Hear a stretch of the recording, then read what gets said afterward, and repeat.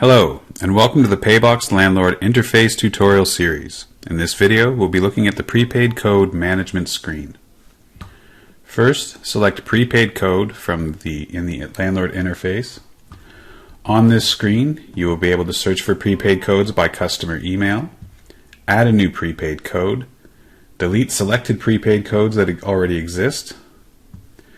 You will be able to organize by the last amount added, the last amount charged, the prepaid code itself, the balance left on the card, the customer email, the date the card was created, the landlord it belongs to, and whether it's a master code.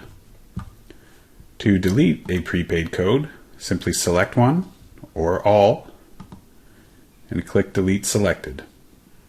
You can also refresh to see if balances have been updated, amounts have been charged, etc. Thank you.